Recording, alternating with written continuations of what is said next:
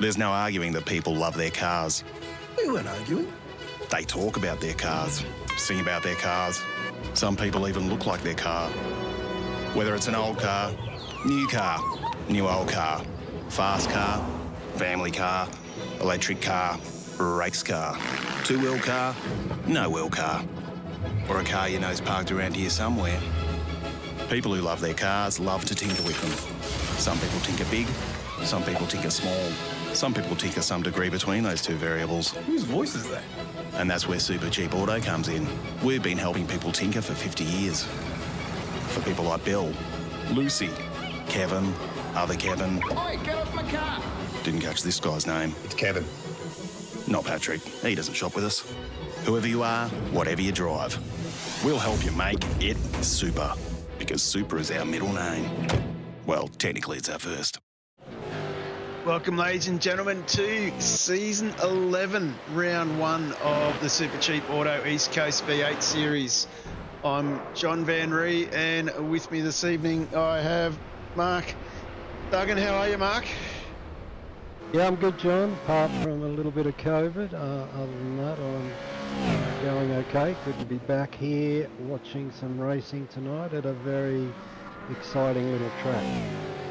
Yes, of course, we are at the Watkins Glen running the boot layout, where we start downhill from upstate New York into turn 1 and then up through the fast flowing S's through turns 2, 3 and 4, where we stretch down the back straightaway into what's known as the inner loop, turn 5, 6, 7 and 8, otherwise known as the bus stop. And then we go through the outer loop through turn 9, where we don't do the boot. We just continue straight on into turn 10. Very tight, tricky part of the circuit. In through the fast flowing turn 11, back onto the start finish straight. So with about a minute 8.5 to minute 9 lap time, it is a very fast track for these boys. And it'll be interesting to see what a few of our front guys can do time-wise. And of course, a couple of big talking points going into this season, Mark, would have to be the new damage model on the V8's. Yeah, absolutely, John. Unfortunately, I don't have a rig anymore, so I haven't been able to test it out. I wanted this upgrade to come the whole time I was on racing, but anyway, it's going to be very interesting how the punters and the drivers enjoy the fact that you're going to have missing panels, broken suspension if they make contact from now on. Yeah, the cars are definitely a little bit more fragile. It'll be very interesting to see how aggressive some of these guys still happen to be with the car. And also, this circuit now has the 3D curbs as well, so guys are going to be a little bit more careful riding up and down the curbs as well, because that can also create damage to the car.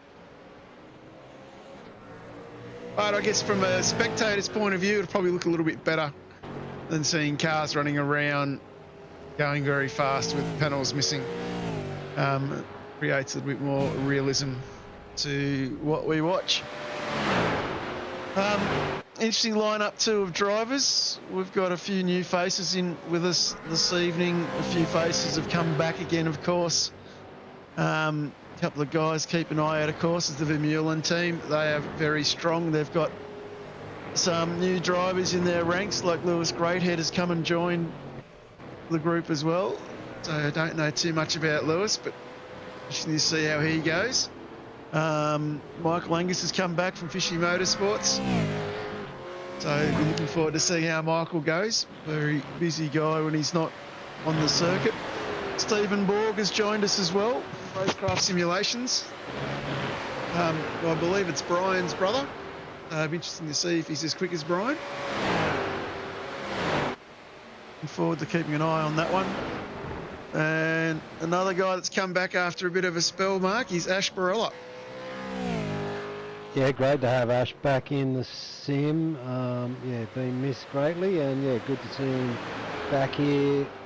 Hopefully he gets to have a bit of fun, and it's not all hard work for him like running a league. So good to see some new names. Lewis Graded, I don't know anything about Lewis. I've actually never seen his name before. He's got a very decent I rating, so I'm sure he knows how to steer a car, and if he's with the Vermeulen boys, you know he's got a bit of talent. So also we've got Brody Kostecki in here tonight. There's no need for an introduction for Brody. Michael Angus, good to have him back. I know we're missing a few as well from 9.5. I know Scotty Gamble's not back this season. I think he had a pretty long season doing a lot of different series last year, so he's winding it back a little bit. But yeah, really good looking field, a lot of quality drivers, and Bo Albert, good to have him here as well. So yeah, going to be a great start to the season, I think. Yeah, definitely. A couple more guys from the Race on Oz, the BE Electrical Group. So Justin Wallace is one of those faces. Justin, the door of Split One Scops. So we should see how he goes with this field as well. And another new one who we haven't talked about, of course, is Jim Caparonis from V8's. So he's one of the guys that have been knocking on the door of getting into Split One. So we see how Jim goes in this quali session. Yeah, absolutely, Collie, just quicking off. And yeah, Jim's another one of the veteran V8 veteran group of racers who have come into we came back in Split 3, worked his way up to the front end of Split 2, and like you said, he's knocking on the door of Split 1. So Jim obviously has quite a bit of talent in them odd legs and hands, and not that he's too old, but he's a veteran, so cut him some slack there, and I think, yeah, it's only going to improve his driving by being amongst guys who are as skilled as the guys we have in this group. Absolutely, of course, and also running on the hotter circuits that we race on here at East Coast will help their vets racing out a fair bit too, I think. So we'll keep an eye on that one as the season unfolds. Try and keep track. It's a large group here with Kostecki. And it looks like it's with some of the Vermeulen boys. And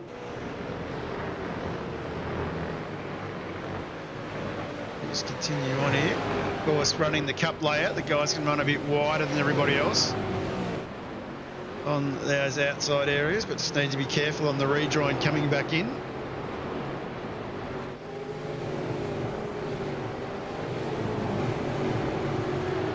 As we have a look here, as this lead group start to make their way into the first lap of quali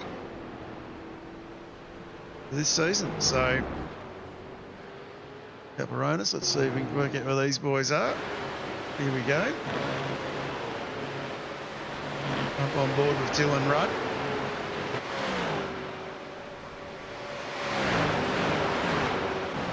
Dylan's another one needs low introduction.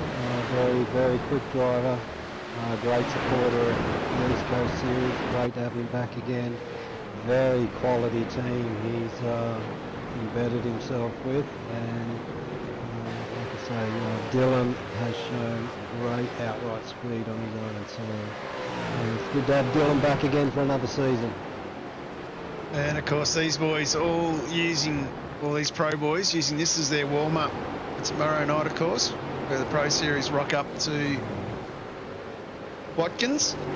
So this season at East Coast, we're pretty much, and the officials pretty much following the Pro Series, and we've also got a double up of Interlagos for Pro Series and for Scops.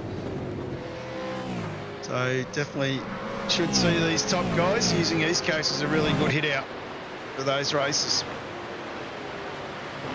Yeah, I think it's common sense that we try and align all the big series to match tracks and conditions as much as possible, and it just encourages everybody to bring their A game to every round and allows people to test different setups and different strategies, and I think it's common sense for the V8 community to try and stick together and align as much as possible.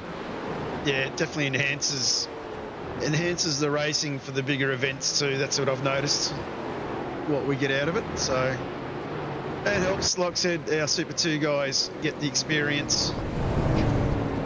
And of course that pit entry will be tricky for a lot coming in. There's this group files in there, running on their in lap. And just have a look. Brady Baldwin's still out. Snetsov on the radio. So they've all come in. Might have one couple of guys still going past to finish off their lap. So Barola gets on the board. And Caparotis. Sorry, John. Interesting first time out there. Brenton Hobson on top with a 1 minute 8:3:02, followed by Bo Albert, Adam Briggs, Rick Kuznetsov, Damien Johnson, James Scott, Zach Rattray Wyatt, Andrew Gilliam, Jacob O'Reilly, and Anthony Visma. That's your 10 at the moment. Viz in the 10. That's pretty good going for the Accelerate Sim Racing entry. I think they'd be pretty happy with that as these boys head out again on their outlap. Might just jump on board with somebody. Let's have a look in that Stone Street. He's sitting in 12th. He's in the middle of this pack here somewhere. No, easy to pick a small off track up on this track as well. So, Yeah, it doesn't take much. So that is another critical thing in qualifying. That you pick up an off track and your lap is done, and you have to go and get a fresh set of tyres and go again. So the longer it takes you to lay down that first marker, the more pressure builds on you. So a bit of jockeying for position here. On board with Troy Stone Street here. We'll ride the lap out here from his view with all these other cars in front of him. Big long train here heading all the way back. Still coming around through turn 10. Stone Street coming down the hill here, pulling it up before the 30 marker. Got to use all the camber there to get good acceleration out. Nicely rides over the curb. And then this section of the circuit, really ballsy. Fifth gear, pretty much got to be flat out in quali. Take it right over to the edge of the wall. And then try and get as much of the slipstream as you can down here. Look for the 400 board. Start to pull it up. Come right in close, tight near the fence. Bounce it from curb, bounce it onto the next curb. Nicely balanced. Then into the outer loop. Now you got to butterfly the accelerator. Get it right. Time your exit right so you get as much drive as possible. Up over the curb. Full gas, full noise. Into turn 10. Tricky fourth gear corner. You got to be able to flow it through, not go too wide like Stone Street does. Then come back on into turn 11. Turn 11, you got to hook into the camber again here. You get good drive all the way out to the fence. And power it down the start-finish straight. May have got a 1X there, I think, for turn 10. 108, 108, no. It counted it, yep. Yep. Managed to get a lap in, I must say. Troy's car slightly different to last season, but it looks very nice on the car. Very balanced. That was a good run for him. So Hobson still leading out the group. Jordan, Bo Albert in second. Jordan Ross sitting in third. Fourth is Damien Johnstone. The Synergy Sim Racing boys have come to play tonight. Jacob O'Reilly in fifth. James Scott, our reigning champion, has managed to get himself up to sixth. Briggsy from SSR in seventh. Rick Kuznetsov in eighth. Teo Serrano in ninth. Rattray White is now in the top 10. Visma has been shuffled back to 12th. So definitely some movement in the order.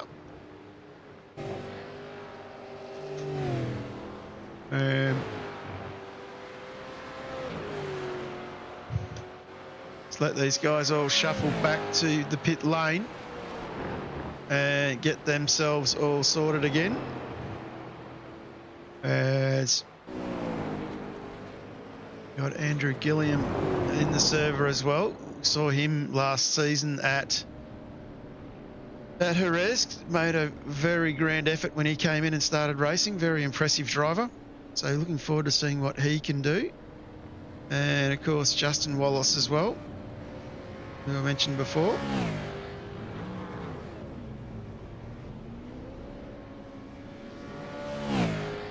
So, you know, these boys will be about starting to plan their next move again. Rolling out. Only 9 minutes into this qualifying session, so still plenty of time. Right, we can see the care that's got to be taken with other cars on the circuit still on a lap as well.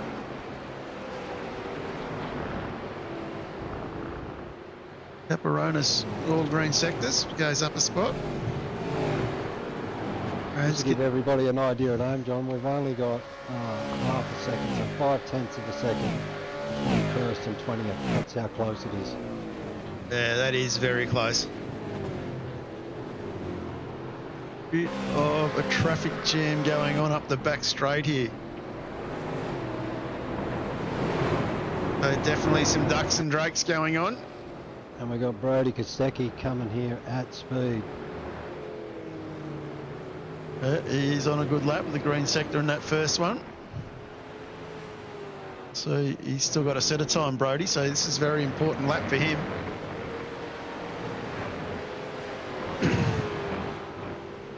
And all of the Synergy cars roll out of the way. What does Kostecki do? He's got yellow in that second sector, and maybe he's been compromised. And comes across the line with a green sector that moves him up the order. No, he's at a 1X. He hasn't set a time. That is huge. Adds the pressure. He's got enough time to get back and get one more lap in, I think.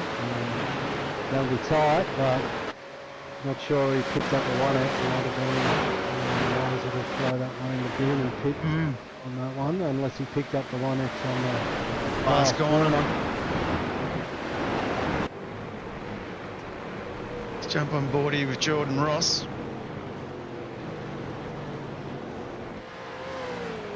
Definitely interesting. We saw the Lob Eastbrook was absolutely dominant qualifying and racing last season, but at this stage of qualifying, their best placed driver looks to be James Scott, who's in P7. Yeah, definitely Tom Freya from Synergy with a purple first sector. Scott's into the pit lane. He's going to be a turn up for the books. He'll have to turn that car over pretty quick if he's going to go again. And interesting that Brody kept going on.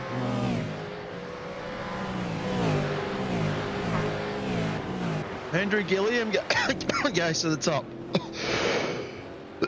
That's a great time from him. He sets a 1:08.16. That puts the cat amongst the pigeons.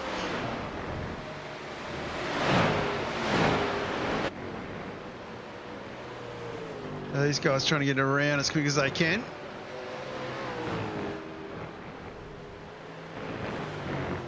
Some very fast times out there at the moment. And James comes out. He has basically 2 minutes and 15 seconds to get around, so he should be all right time-wise to get his next flying lap in. Tom Freya finding another purple sector. He's obviously finding a bit of time in the car.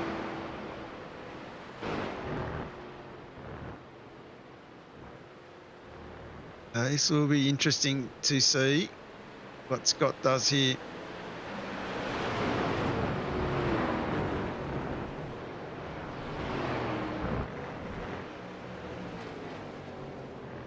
This is his out lap.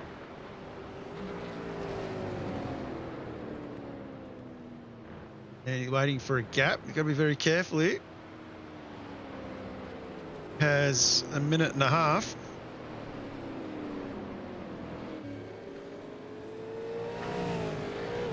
Looking for a gap, I think.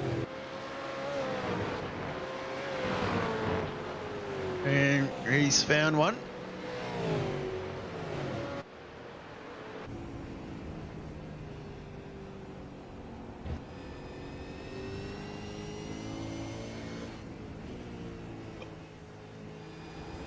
And we are away. So with less than a minute to go, this will be the final lap of our reigning champion, James Scott.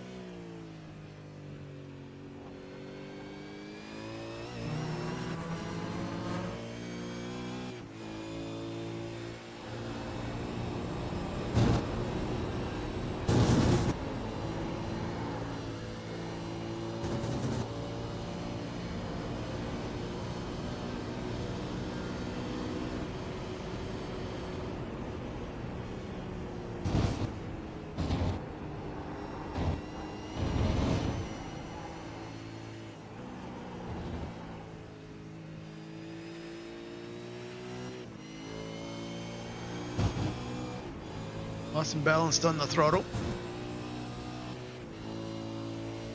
Went yellow in that first sector, yellow in the second sector. This time's not going to be good enough, Mark. No, it just seems like the log. These four boys just haven't quite got the setup they like at the moment. Just looking at Brody, he's back out on track as well, so he's managed to start another hot lap. He is got what, he's got 2 corners to go, so Brody really needs to nail this final corner and get a time on the board. Not his fastest lap, but a banker in it, say the least, will get him home. Puts him across the line. No time again. I thought I saw him just glance the wall going up through the S's, so yeah, that's another one gone for Brody, so he's going to be rear of grid by the look of it, so that's going to make it interesting for people at the back in the mid-pack and for Brody himself. Freeman jumps up to 18th, so a few boys moving a little bit. Of course, the track temperature's probably increased a little bit over quali as well. And sitting at a lovely 48 degrees is the temperature, only 23 degrees ambient temperature though. So, few cars still on track, but I think that is quali done. And definitely going to be an interesting race, I think, Mark. We've got some fast guys coming through the field on what I'd say a very, very tough track. Absolutely. We've got, who have we got? We've got Blake Warboys, Brody Kostecki, Sean McNamara, Luke Rosella, all for Tom Freer. So there's 4 very, very quick guys who haven't set a time. So if they take the grid, they'll be starting from the rear, and they're going to have an interesting race just amongst themselves, I think. Yeah, well, Warboys has entered the serve at the last second due to work commitments, which I'm aware of. So let's have a quick look at this grid, starting with Andrew Gilliam on pole position with a 108.161, a cracking time, and then 300ths of a second to Adam Briggs from Synergy Sim Racing. Then on row 2, we have Brenton Hobson from Synergy as well, lining up alongside Evolution Racing Team's Bo Albert. On the 3rd row is Vermeulen Motorsports, Rick Kuznetsov alongside Jordan Ross from Synergy Sim Racing. Damien Johnstone from Synergy Sim Racing in 7th lines up alongside Vermeulen Esports Racing's Jacob O'Reilly. On the 5th row is James Scott from Speed Cafe Lobs Esports, lines up alongside Zach Rattray White from Vermeulen.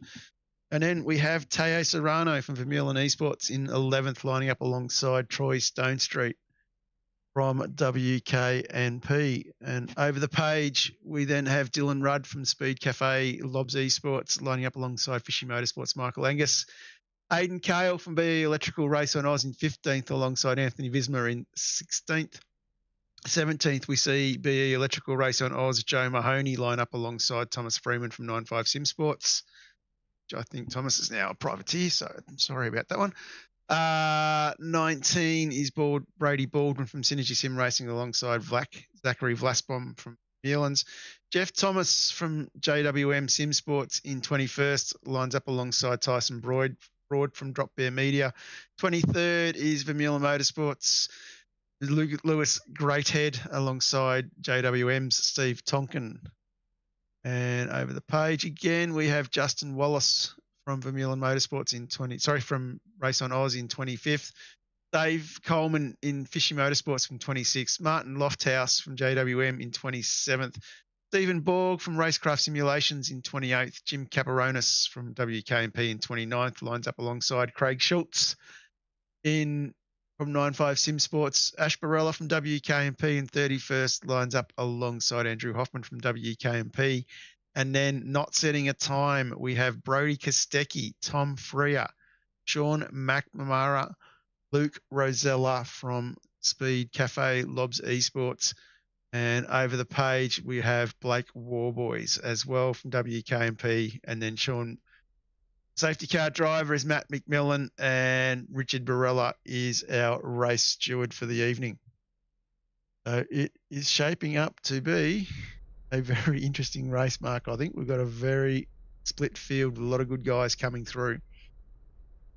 Absolutely, I think it's going to be, and it's just one of them tracks that just invites good hard racing, and the V8's go pretty well around this track. So yeah, it's going to be super exciting. And the other thing is, like we mentioned earlier, the damage model. That's going to add another whole bit of realism to what we see and how the boys race.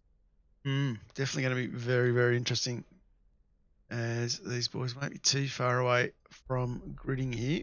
It's waiting for the countdown to finalise.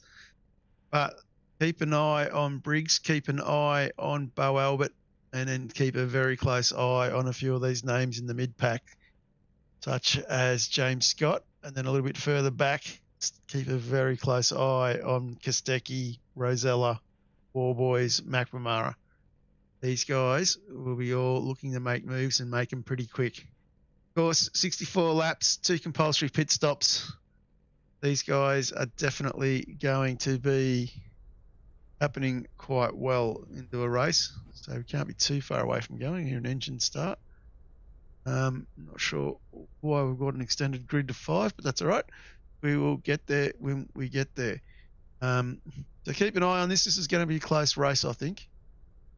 Yeah, so we've got the final car is just on the exit of the final corner. So he's 3/4 of the length of straight away from the car on pole. So fair bit of distance in distance there between front to back, but I think the boys at the very back, with the speed they have and the quality of driving they have, they should be able to make their way forward. I think we're about 10 seconds away from starting, John. Yeah, we are too. I forgot about that one. Jared, you're right. Yeah, Woggy, Luke doing a bit of practice with the rear grid tomorrow night. So it'll be interesting. Keep an eye on him, and just keep an eye on everybody here. Turn 1 and up through the S's for the first time and into the inner loop for the first time usually creates a bit of havoc as well. So particularly with the new damage model, this was going to be very interesting. And the gridding call has come. Lights are going on. 1, 2, 3, 4, 5 on. Lights are off. Great jump from Gilliam. He's gotten away very well. He's moved over. Everyone else still 2, 3 wide down the back. But Gilliam gets in through the corner first. A couple of losers. Briggs already lost his spots. But we've got a turn. Looks like one of the fishy cars, I think, a bit further back there. Brady Baldwin, maybe. Synergy. We'll come back to that one. I'm not sure what's happened there. We'll get back to that in a minute and have a look. As we head up to the inner loop for the first time, Andrew Gilliam, Bo Albert. Nice jump away from Hobson, Briggs, Kuznetsov, Ross, Scott. Already up 2 spots. These boys already making moves. Kostecki and a couple of the 9.5 boys end up in the wall, hitting each other. I think there was a bit of contact with Brody with one of them. And we've got 2 9.5 cars in the wall just coming into the carousel there, I think it was. Yeah, a little bit of a turn. And it looks like Macca and, big flick back there for Schultz. So we may have a car stuck off the circuit. Maybe seeing a safety car call here. Need a tie. Safety. I think we've got a safety car. That hasn't taken long. Yeah, we've got Safety a car safety aboard and car flag. called by race control. So Looks like James, sorry John, looks like James Scott was able to make a couple of positions off the line as well going into turn 1. I noticed one of the Vermeulen cars around about 10th got a very slow getaway. I'm not sure who it was, but yeah, quite a bit to unpack on that opening lap, that's for sure. just going to have a bit of a look at a few people. Thomas Freeman was involved in something as well. So that's with one of the Joe Mahoney, I think, involved in that, and Zachary Vlasbaum. And Tom Freer early on. I think he might have been caught up with the incident in front of him with the off track there. And of course, Brady Baldwin very early on in turn 1, I think it was. I'll just keep an eye on what's happened here. He's just cooked it himself and out of the way. And just that's pretty much all I got to unpack, Mark, as the group are all coming in for that first stop, making the most of that safety car. Yeah, quite a few pitted, a few didn't. I guess people like Brody probably didn't pit, trying to gain some track position, I would guess. The leader of the pitted cars is Jordan Ross. So everyone in the top 14 have not pitted yet, including Gilliam. So Gilliam, Albert, Kuznetsov, Rattray White, Stone Street, Visma, Kale, Borod, Tonkin, Kaseki, Martin Lofthouse, Thomas Freeman, Ash Barella, and Jeff Thomas. We're still going to make that stop. We haven't made that first stop. So this is really going to make the strategy look a bit interesting. Still a long way to go, of course. Still got 62 laps. As we sit on top of the complete scaffold safety car, having a bit of a look back at our race leader. Of course, a huge thank you to Complete Scaffold for sponsoring our safety car. If you're in the need of any scaffolding on the south coast of New South Wales, be sure to give Pete and the team a call, and I'm sure they could look after all of your scaffolding needs. And we didn't see the safety car at all for a long time last season, Mark.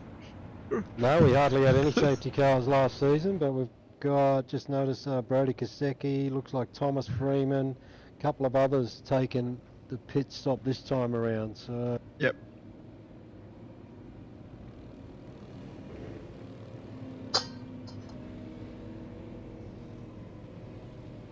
one thing we might see a fair bit more of is a safety car, especially with this new damage model, John. I'm guessing that cars are gonna be a lot harder to get back to the pits than what they used to be. Oh yeah, I had a little bit of a drive last night, and yeah, once the steering's bent, it's definitely bent.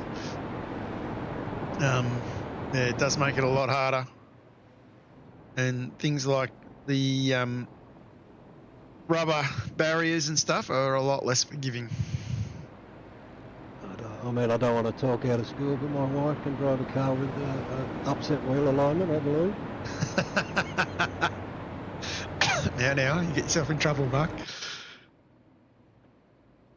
Anyway, they've all picked up the safety car.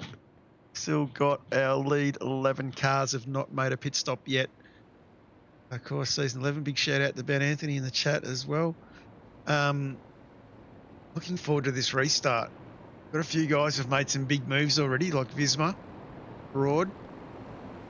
And it's going to be interesting because I think it's a long way to go, 30 odd laps on a set of tyres around here. You'll be starting to be stretching the friendship a little bit. They're seeing a wave around go through. Yeah, well, I guess, you know, with the track temperatures up at 48.5 degrees, so it's pretty warm on track, and yeah, like you say, there's still 60 laps remaining, so you want to get another 30 out of these tyres at least, and that's going to make a pretty painful last bit of your stint on both occasions, I think. Unless we pick up some more safety cars, people might end up with more than 2 stops. Definitely seeing a few cars get sorted out here. So we won't be green this time by.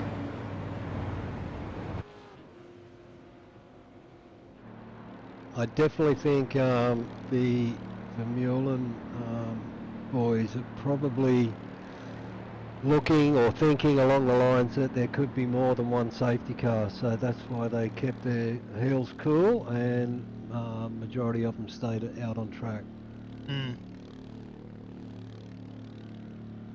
Just think, kind of agree that a little early, but I suppose when you got the opportunity of one, you got to roll the dice because it is called a free pit stop for a reason.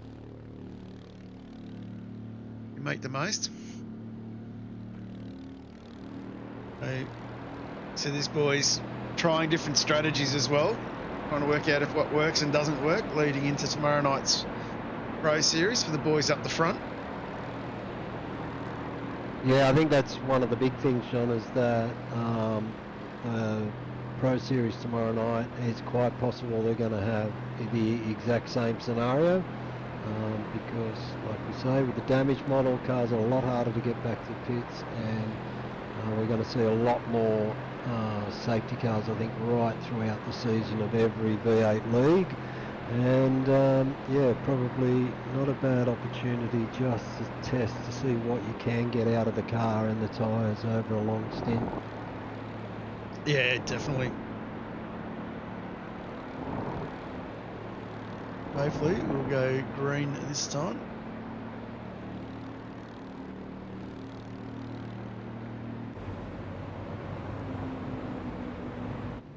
Already a bit of action.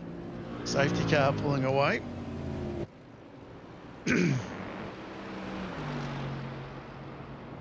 Lovely sound of the AMG.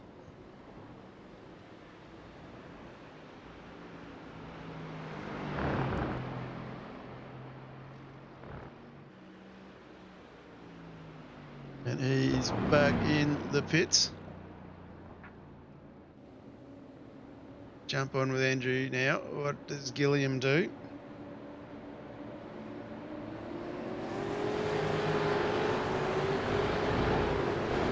Accelerates away. And we are back to green flag racing.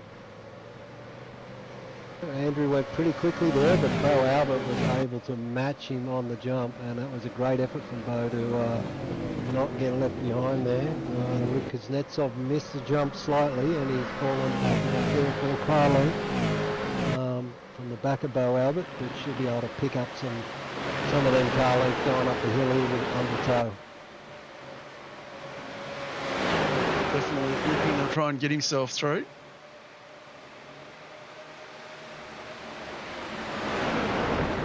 Gilliam very well composed, going to look further back, a bit too wide, still coming into the inner loop. Over with Jeff Thomas, sorry. He's got Adam Briggs behind him.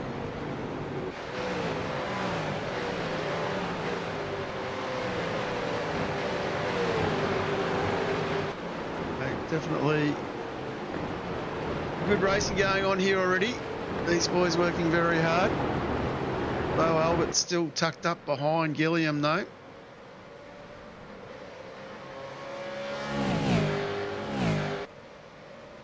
Did look for a move here going purple sector that lap. Was Albert with a 108.55. And they are pulling away a little bit from the Snetsov.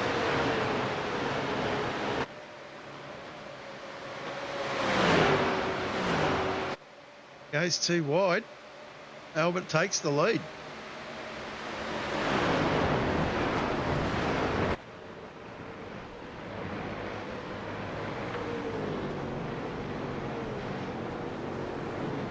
Good little move, that one. Thomas under all sorts of fire here. He's got Damien Johnson and James Scott got underneath him coming into the chicane at the top of the hill there, and then Dylan Ross got through. Palangas, Teo Serrano, like he's under all sorts of pressure at the moment. There's definitely a lot of hard traffic in here. Serrano won wide, but then he dives Oh, it's in. inside again, coming into the last corner, doesn't get the job done. Now he's under attack from Tom Freer. It's all happening, John. Oh, it's don't know where to look here. It's definitely Tom Freer having a good run on the inside there. Justin Wallace down the lane.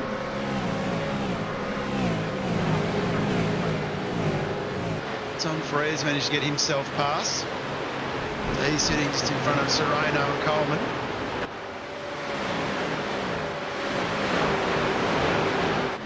Jeff Thomas just in front of this group. Brody Kostecki lurking in the background. Someone's missed the entry into the inner loop. They'll get the slowdown for that. It's just rolling around. Freer now back on the back of Thomas.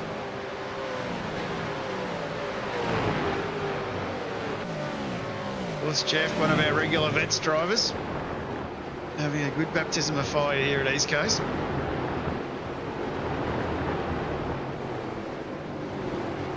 Still too wide. There goes the over and under. Can you get the job done heading down side by side into turn one? A little bit of a tap. One of the Vermeulen cars lurking on the inside. And gets shuffled back another spot.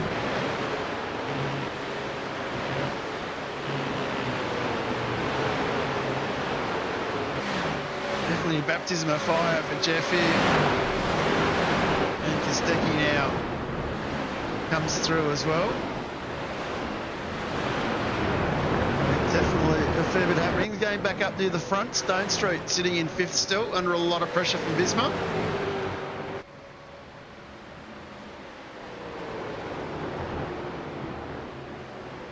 And Visma looks like he's going to get through on Troy.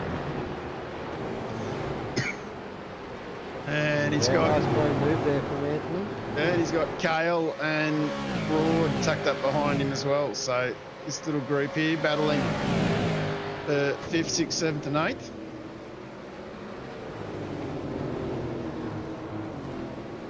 Definitely have it all happening.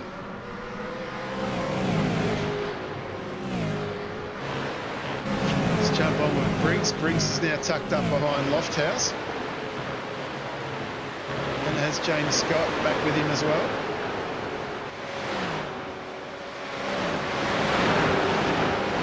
Scott down the inside.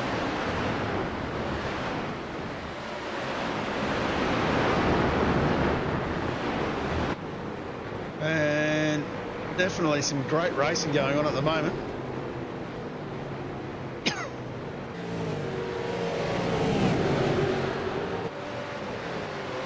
It's fast and furious, John. Just matching the racing and matching the track at the moment. It's definitely hot. Looks like Rudd trying to get up the inside there as well. Background. Pass some Broad into the lane.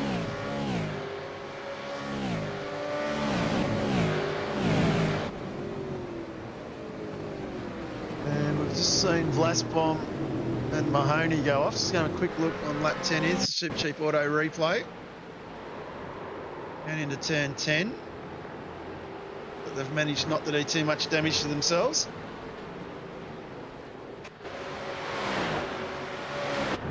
Stone Street under a lot of pressure from Aidan Cale.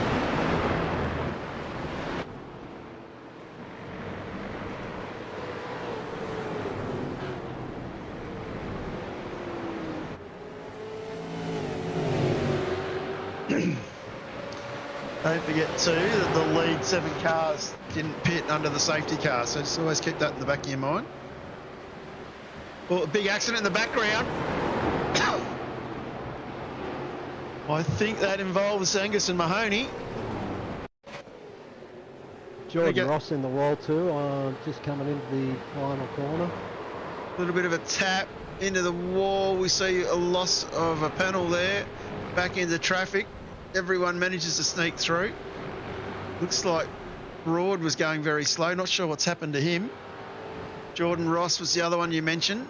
Jordan's just clipped with Stone Street and into the wall. Left the car, yeah. And the car is crabbing very badly. So there's your first indication of how bad the car is after some damage.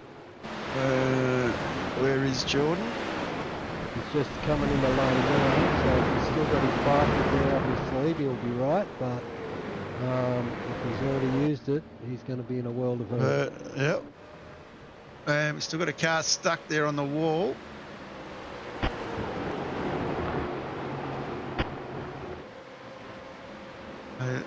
Surely there'll probably be a safety car here as well.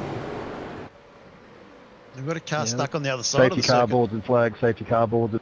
There we go. Mahoney has stopped. That is the We've call. gone Freya, and we've got somebody else stopped somewhere, so I think, is it Mahoney, did you say, John? Yeah, Mahoney's stopped on the back straightaway, and I think we had someone still in the tyre wall somewhere Yeah, else. Tom 35. Freya. Tom Freya, yeah. That's from that previous incident we saw before. Wow, they were racing very hot and heavy, so not surprised. Not This is the surprised at all. opportunity for Gilliam and co to take their pit stop, possibly. Yeah, ideal time. 13 laps in.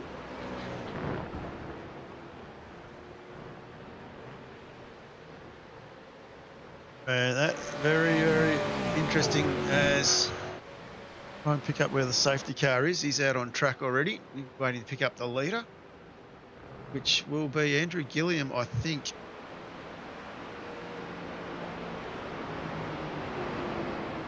The leader on pit lane.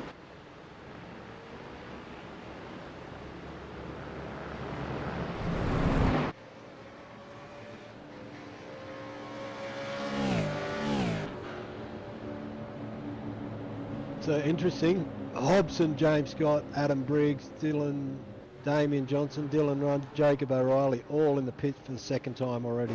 Yeah, I was thinking that Warboy's in there as well, Rosella. Very interesting. See how this all rolls out. Stecky rolls in again as well, so everybody taking this opportunity to get some fresh rubber, so they don't have to do that big long stint on the one set of tyres that we were thinking was going to happen. And I think, like we said, the Vermeulen boys cooled their heels, didn't take that first stop, and were able to pick up another safety car as we thought might happen. We have a new race leader. I'll let you call this one out, Mark. Ash Barella is our race leader as he comes around to pick up the safety car. I want to find the safety car, more to the point. There's You're actually, definitely not going to go to the pit lane. Looks like it's Troy Stone Street, is it? yeah, I'm just trying to work out what's going on here. Safety car has picked up Stone Street, so anyway, we'll let them sort that out.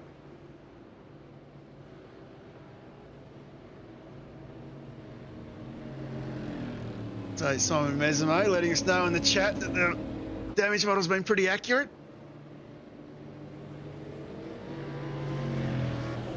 And these boys here will wait for this to shuffle itself out.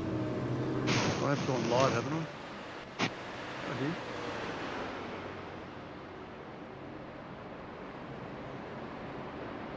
My timing definitely says Ash Barella's the leader. Andrew Gilliam is in second spot, so we'll just let race control Sort it out. shuffle themselves around and get it sorted.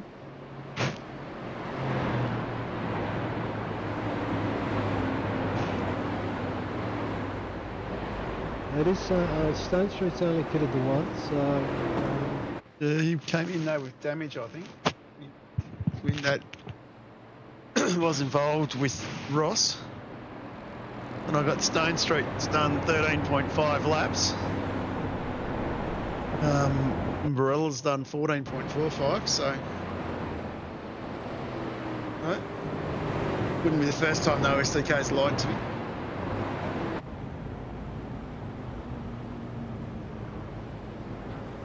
We'll see.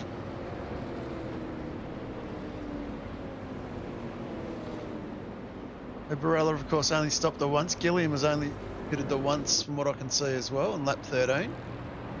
No, I'm using JRT, and mine is pretty much spot on with yours, John. So,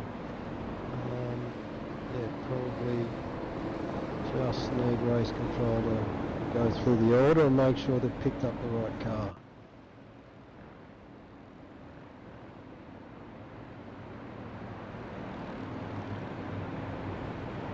Rolling down here, have a look at the field. So if it is correct, Barella's up 30 spots. Rattray White in third is up 7 spots.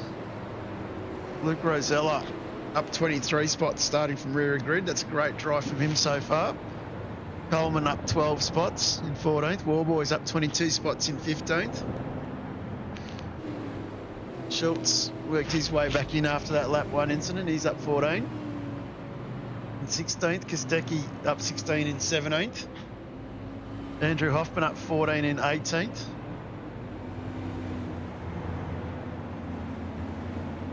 So definitely Borg in the pit lane, you in the pits.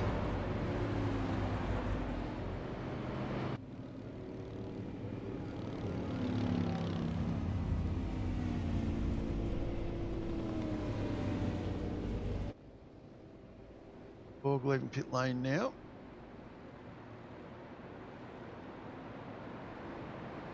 We got race control just starting to wave people through now. Pitch the field.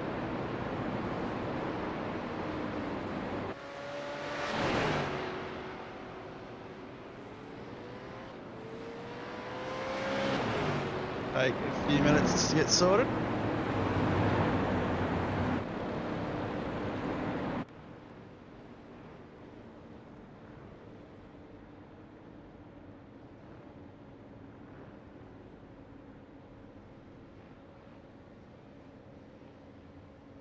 So definitely for our opening stage of the race, it has been what we've expected. The damage model has come into play a little bit more. The racing's been hard and fast, especially with a few bigger names up towards the back. We've seen quite a few guys here definitely roll the dice with an early safety car. Then another safety car on lap 13 probably brought them back into play a bit more. But no, definitely this field being purged. And a few guys wandering up to the front by not stopping as much as the others. So Ash Barella not taking a stop on that last series of pit stops. So he'll be starting in P1 with 10 lap old tyres. And Andrew Gilliam, who was our pole setter, behind him. So it'll be interesting to keep an eye on Ash on this restart. He'll be in for a tough time. But see the calibre of these drivers and what these guys can do. As Barella now comes up behind the safety car.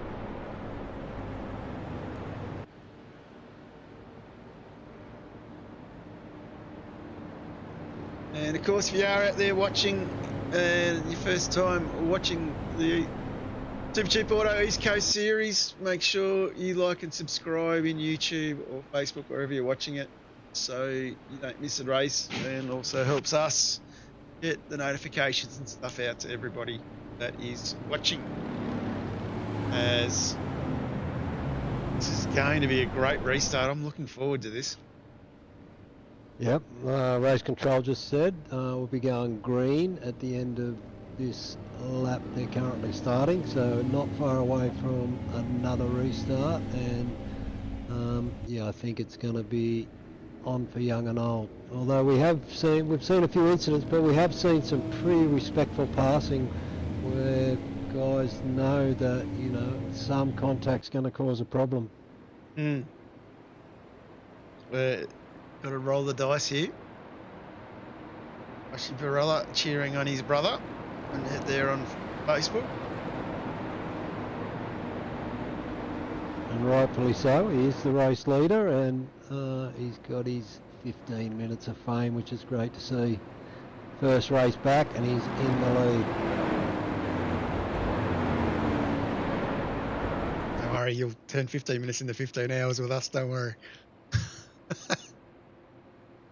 I remember that time. Yep. Anyway, the rest of the field has caught right up now, so definitely about to go racing. Like Justin Wallace has fixed some repairs. He's going to roll back out on track. He'll probably get himself around to the back of this pack. And Brady Baldwin's gone with him as well.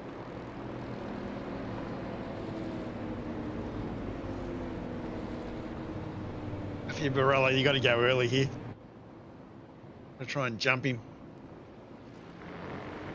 Safety car pulls away.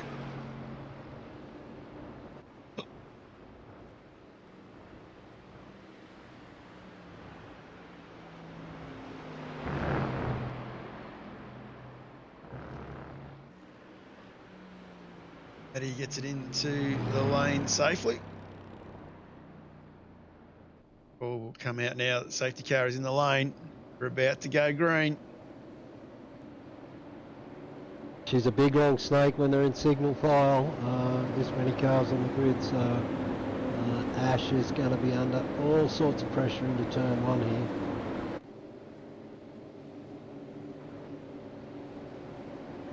Going to take him around the turn.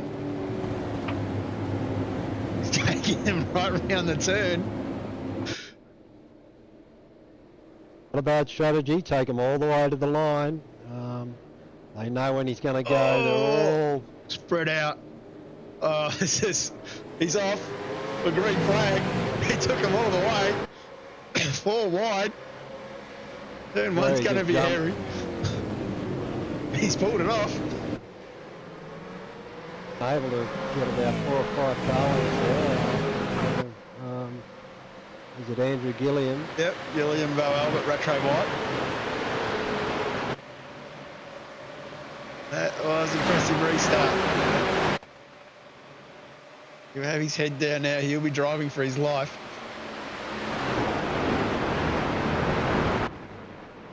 Drive it like you stole it, Ash.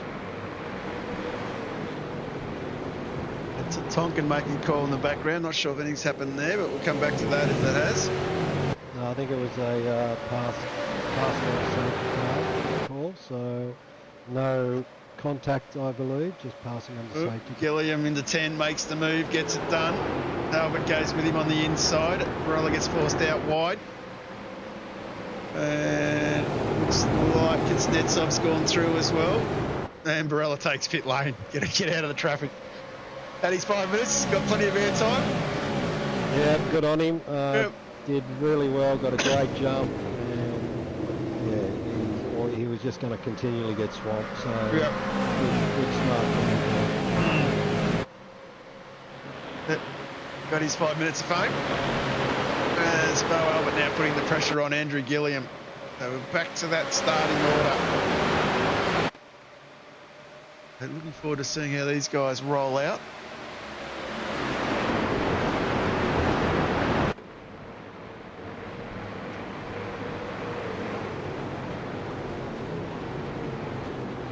Pack definitely all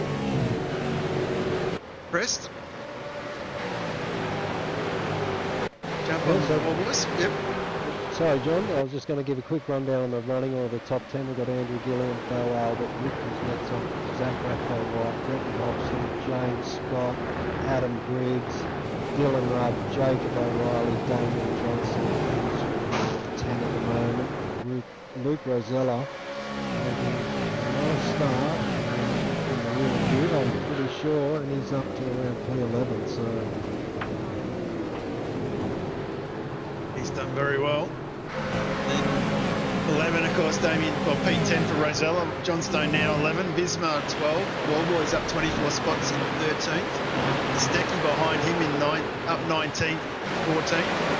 Coleman running in the top 20. And then Teo Serrano, Kale, Schultz and Hoffman. And Glassbot round out the 20. So definitely some big names still working their way through the pack.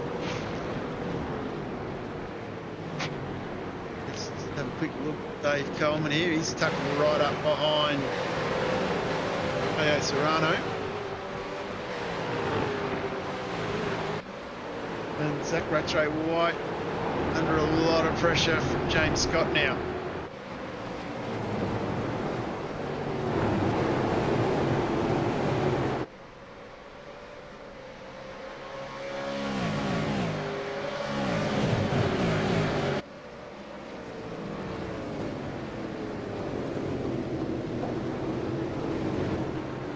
Scott gets through. Scott gets the job done. The front three just starting to edge away from, I think it's Quentin Hobson in fourth spot. Got about 5 car lengths heading up the hill, so Quentin's going to have James Scott right behind him every moment now, so Quentin's going to be under all sorts of pressure. They don't want to let these front three get too much further ahead, I wouldn't think. 3 wide going into the inner loop. Stone Street, a little bit of contact. Looks like both cars are going to pull up safely. It's always a nerve-wracking moment. Oh, definitely. There's still 2 wide with Stephen Borg now and Brody Baldwin wanting to have a look at this as well. Plenty of action everywhere we're looking at the moment. Going to go back up the front. Gilliam's under a lot of pressure from Bo Albert now. Did see Bo Albert in the earlier part of the last stint get himself past Gilliam. Has got an incident between Baldwin and Stone Street. Yeah, it looks like Baldwin's escaped straight back to the pit, so he's going to get a DQ, and Stone Street is able to keep going. Flipped him, spun him, and into the wall, lost the front and gone. I leave that one to race control to sort out. Let's keep an eye on this battle up the front here. The boys has got himself past Visma. And so is Kostecki.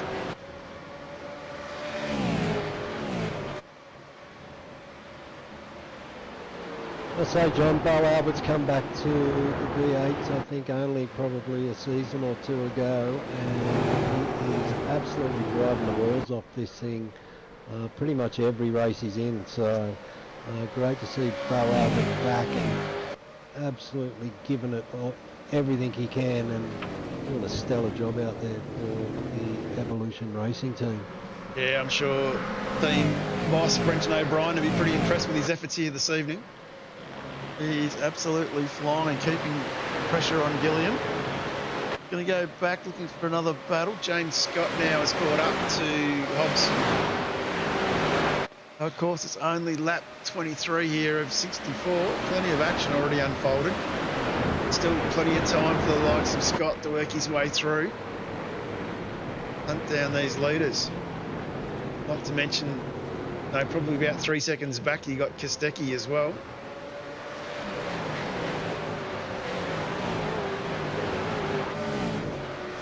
Do get another safety car, we'll definitely throw the cat amongst the pigeons. Yeah, absolutely. I think probably, I would say if we get another safety car soon, we're not going to see too many people. I think they want to try and get a few more laps under their belt. Brenton Hobson doing a stellar job all night, qualified well, currently sitting in P4 and racing extremely well. So the Synergy boys show good pace tonight, and Brenton Hobson's leading the way for him. One of the Mr. Nice guys in the V8 esports community on iRacing. Dabbling his hand in a bit of drift racing. Doing a bit of drifting on AC, I think it is. Videos that he's been putting up showing his progression. Been very enjoyable watching Hobbo. Car choices he's been using have been even more exciting.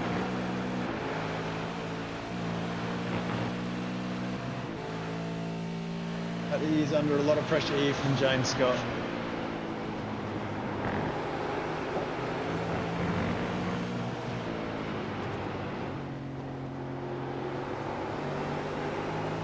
Race leader well and truly in sight here.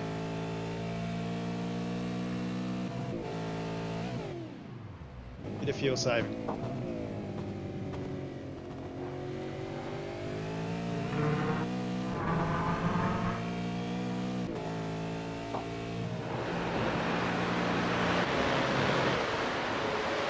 His teammate Dylan Rudd. Tucked up behind Zach Rattray White, having a look on the inside.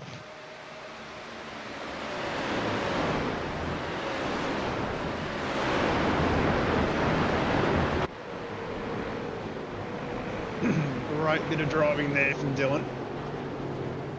Clear air in front now. He'll try and latch onto the back of his teammate.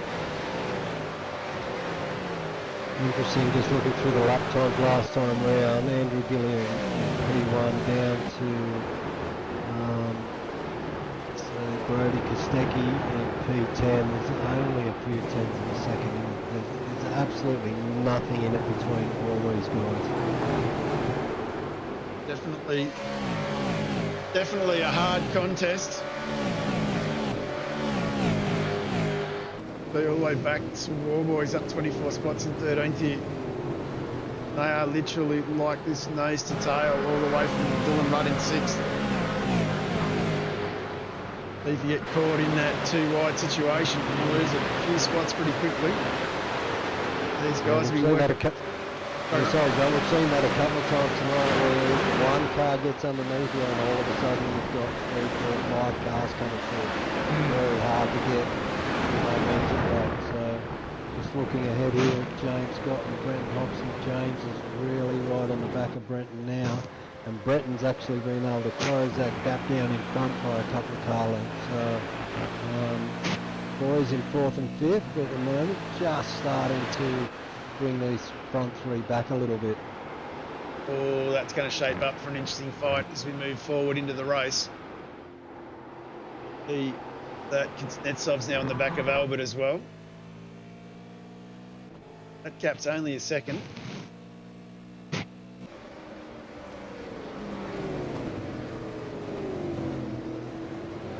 Excuse me. William under a lot of pressure from Bo Albert.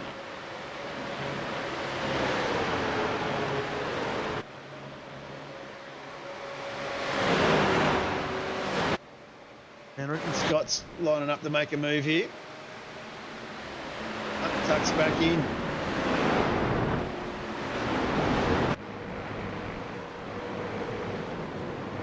I think Brenton's just close enough to pick up a little bit of a draft of the 3 in front, and that's just not allowing James Scott to get enough of a draft to get up on the inside of Brenton. Brenton, as we know, he might be one of the nice guys of the V8 community, but he's a wily old racer and he really knows how to position the car and he knows how to put out a good strategy on race night. And of course, as he did say to us last season, this is an important night for him for his Pro Series aspirations. He would definitely have his nose down, working very hard. Kostecki now, he's tucked right up behind Rosella.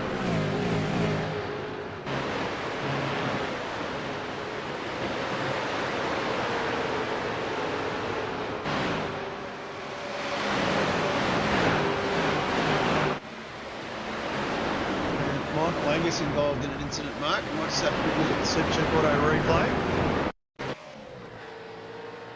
Coming down into turn 1, I think. Off to the inside, a little bit hot. And locks him up, clips it with the car in front. But one of the 9.5 guys avoids it rather well, and he manages to keep going.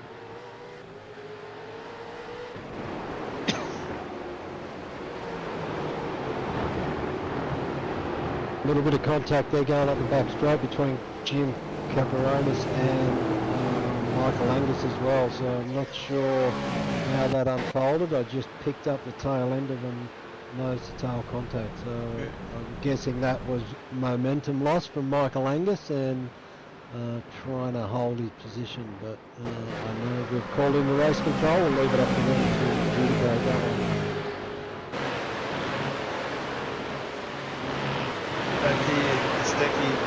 behind Retro White. Retro White's got Riggs in front.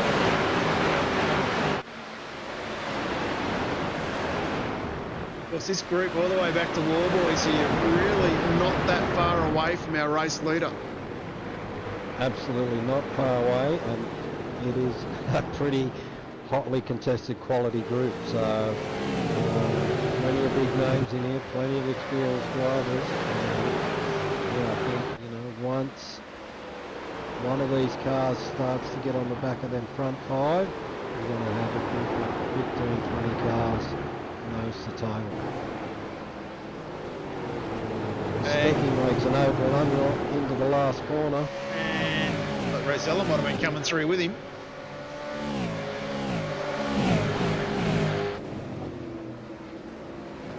And into turn one. Side by side. He's through, Rosella's through. I know Retro White didn't want to give up that position then to Rosella. Brody just held him wide on the exit of turn one and enabled Rosella to get side by side. And Retro White, I'm pretty sure, really wanted to defend that position, but going up through them S's too wide is always very precarious. So smart racing there for exactly allowing them to race on. Got Leo Serrano stuck in the wall. I think he's had an incident with Coleman. Quickly go to Supercheap Auto replay. Serrano pulling up. Not sure what's happened there. Dave Coleman had an off track as well. That was a little bit further down. He's had a little bit of a tap with one of the WK&P cars. You guys using some interesting lines through that part of the circuit. And one I think that might have been with Hoffy. And we go back to live. See if we get a safety car for that one. Leave that up to race control to sort out. Jump back up there, Andrew Gilly. So Serrano's Cardboard and flag, safety cardboard and flag. Troy Stonestreet with a drive through for car. Yeah, probably for that one we saw earlier on turn 11. That is the safety car, lap 31. Oh, this will make it interesting. Oh yeah. And I think we'll see everyone take this one, and they should be good to get home from here, I would imagine. Yep.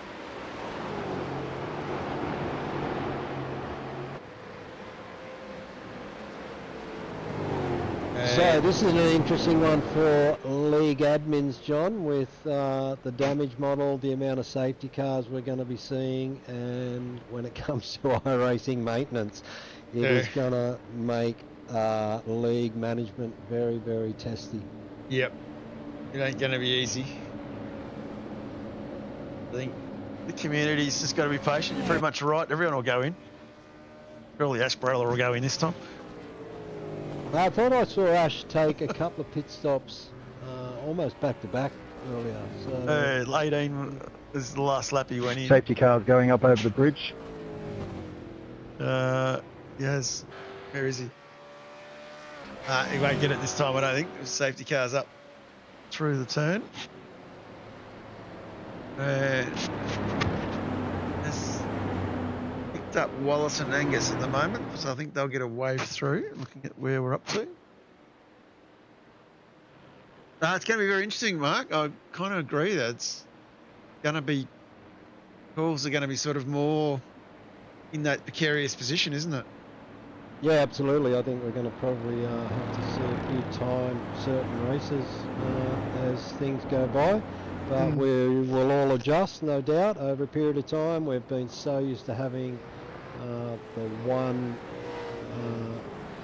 instance of damage model for our entire iRacing careers, and now it is completely new. So I think it's a great thing. I definitely am enjoying the fact that, you know, like, you've got to pass cleanly. If you don't, you risk ruining your own race very, very easily. So I'm absolutely in favour of this, and I think, you know, I think we may see some of the damage stuff toned down from an iRacing side of things in future updates. you wouldn't want to see it toned down too much, but you also don't want to see things breaking when you drive over a rock. So, And of not like course, Dickie Johnson. yeah. Of course, too, I think we're only a season or two away from the Gen 3 car as well, so it's not long before we move. Do it all over again.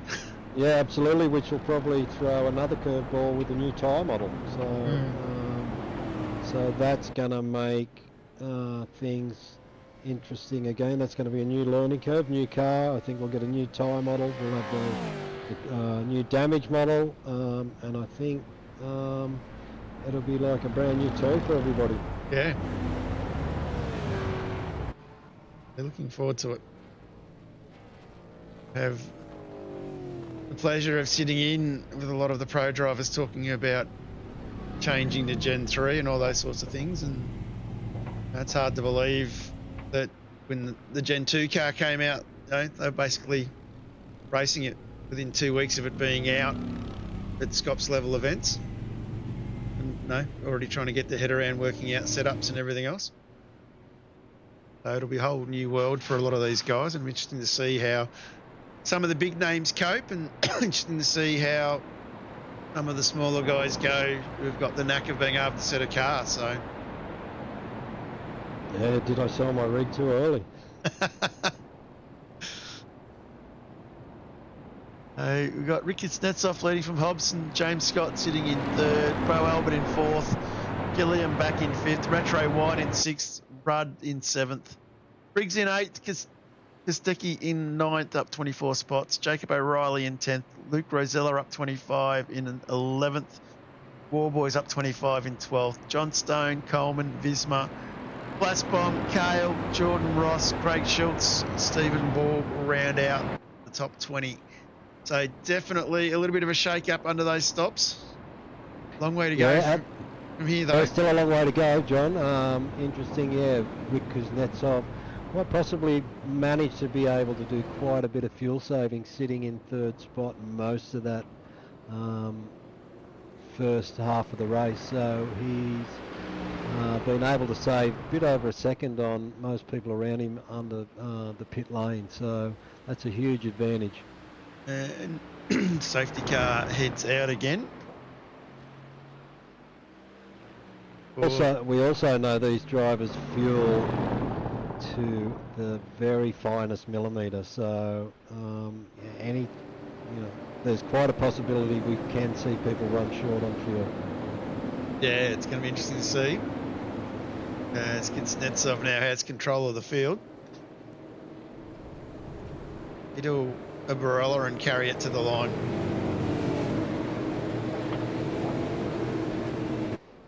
Like he might be. I know he's away.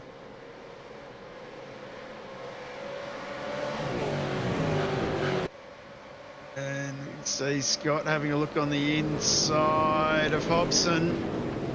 James Scott moves into P2. Signature move tonight. He's passed quite a few cars going down there into turn one, and all of them have been clean. So another great move.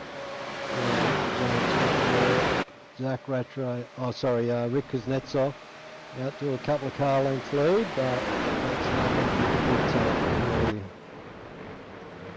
And everyone into the inner loop. Looks like we're going to get away with this first lap after the restart here without too much incident. Yeah, definitely looked like everybody got through there cleanly, which is great to see. We've already had 3 safety cars tonight. And I've got a feeling it's not going to be the last one. Yeah.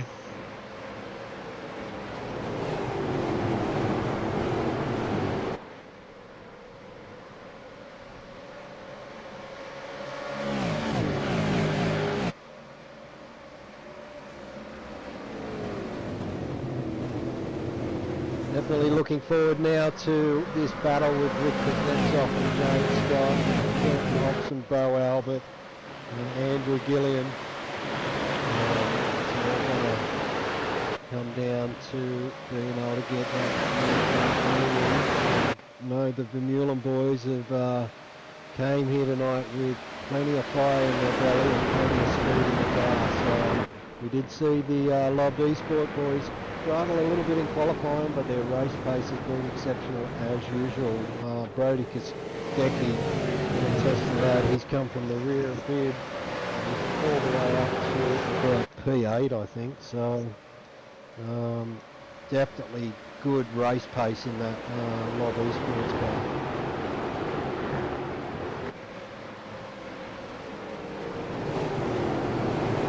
Yeah, definitely doing very well.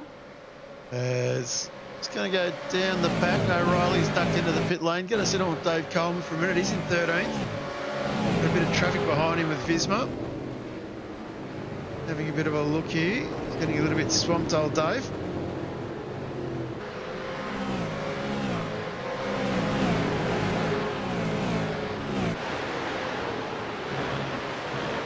Yeah, good to see Dave back out here again with us for another season. Yeah, always wanting to challenge himself. Probably doesn't race as much as he probably would like to, but doing a great job out there tonight. I'll be pretty happy with that. This group here is still very bunched. It's Netsov, Seal and Gilliam at the moment. These guys are bunched all the way back to 10th.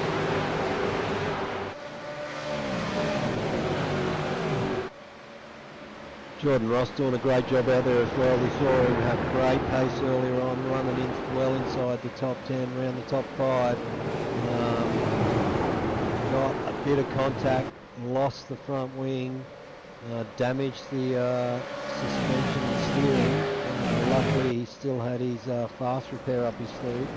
He's been able to manage to come from the rear of Grid after that incident, and he's up to P4.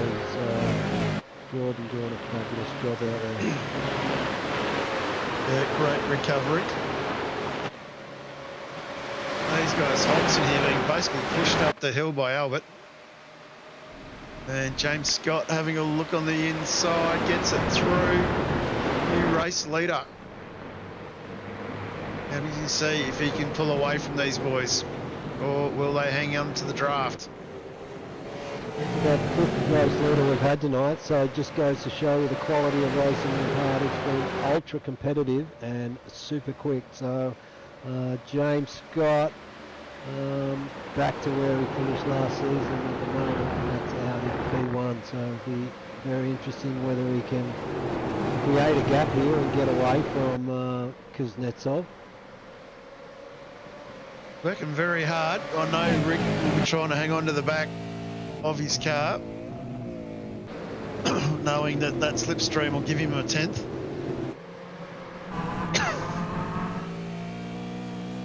And potentially allow him to save a little bit of fuel as well.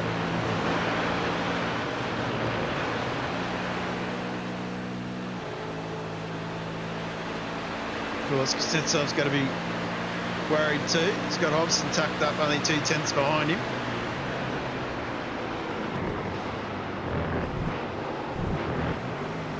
I don't think anybody inside this top 10 is safe at the moment. There's still a fair bit of racing to go, and there's plenty of fast drivers in this top 10. So, yeah, there's still a lot to unfold before we work out who's going to be on the podium tonight, that's for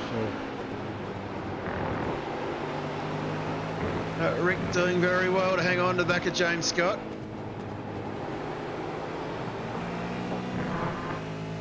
One thing we do know, John, it's going to be sorted tonight by car speed and talent, because the strategy is over and done with. Everybody has made their final stop. And it's just up to who can make the most of what's on the lead for the remainder of the race.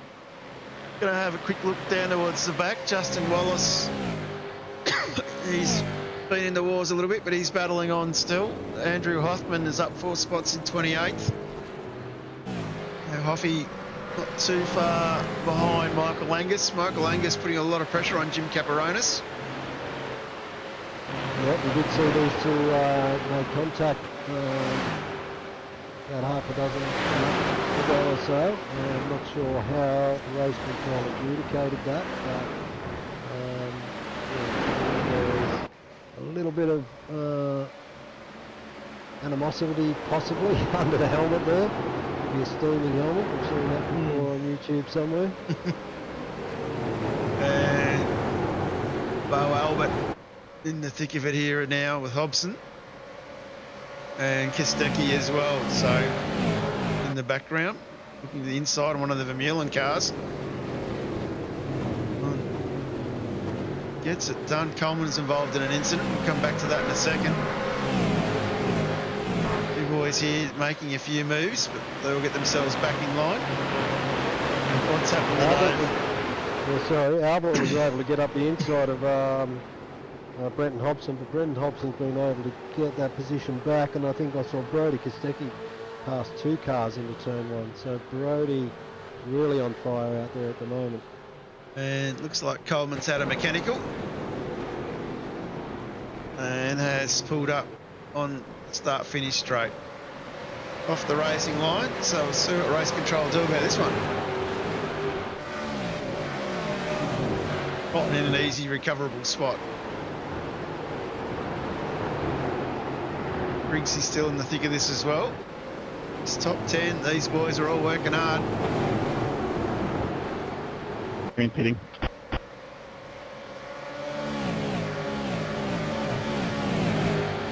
Hopefully we'll just see the crane reach over pit wall there and lift it over. I know he's got going again, so not sure what is going on there.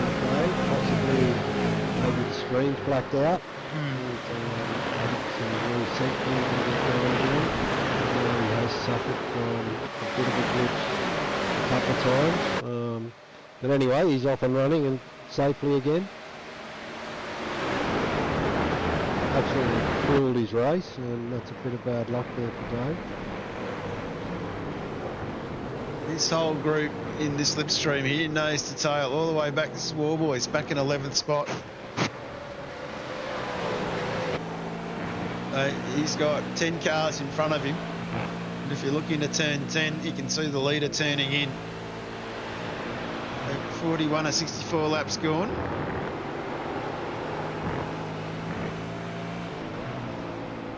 James Scott certainly hasn't been able to break away. We did see last season that once he got to the front of the race, he was able to edge out pretty much any race he led. So interesting that he just can't quite break the tail at the moment.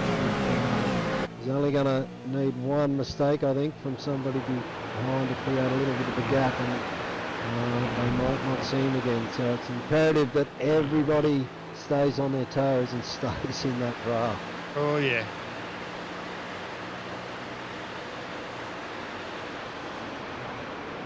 Zach Rattray White here. Not too far behind Briggs. Usually gets a run on Briggs on the start-finish straight. See if he can close that gap up again.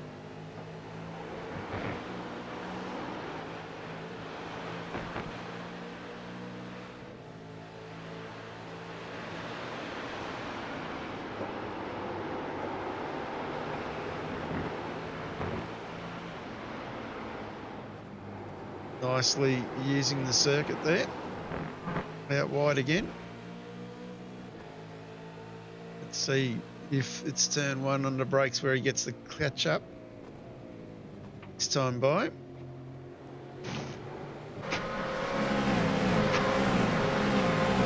Bo Albert and Hobson side by side again. Kostecki in the thick of this action here. Bo Albert hangs on to 3rd spot. Kostecki having a look as well. Going wide again. Hobson having the cover. Kostecki can't quite get the move done. This now allows Rudd, Gilliam, Briggs and Rattray Whitehall to bunch back up again. And has created a little bit of a gap from Albert to Kuznetsov. You could see under that little bit of battling just how quickly drivers get checked up, and just have to be really, really nimble on their feet to make sure they don't make contact.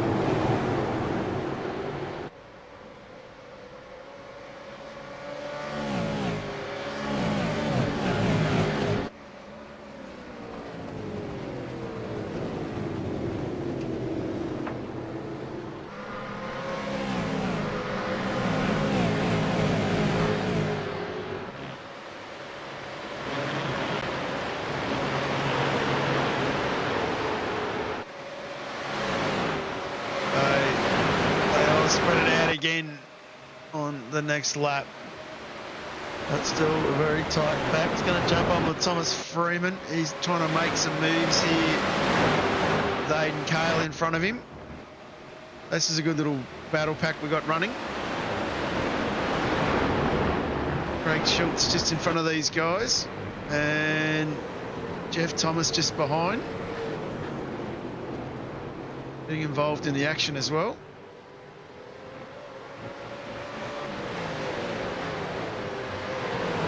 One thing I'm noticing, John, tonight with this new damage model, are we seeing less incidents of netcode? I know the last few seasons have been horrendous in V8 veteran for netcode, and did suffer a bit with it in East Coast as well, and I'm not really seeing a lot of it tonight, which is great to see. We'll test that out in 10 days time. Kostecki side by side again with Hobson. Oh, a bit loose is Hobbo. Tell you what, that drifting practice has paid off for him.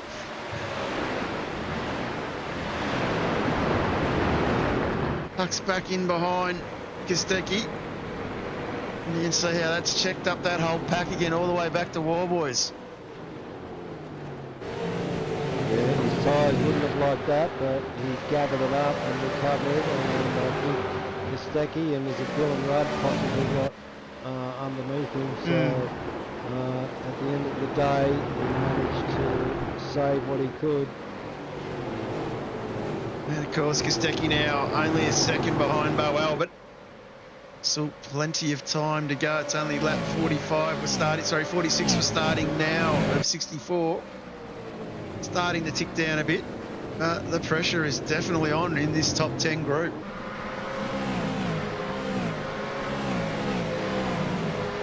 All boys having a little bit of a look on Rosella.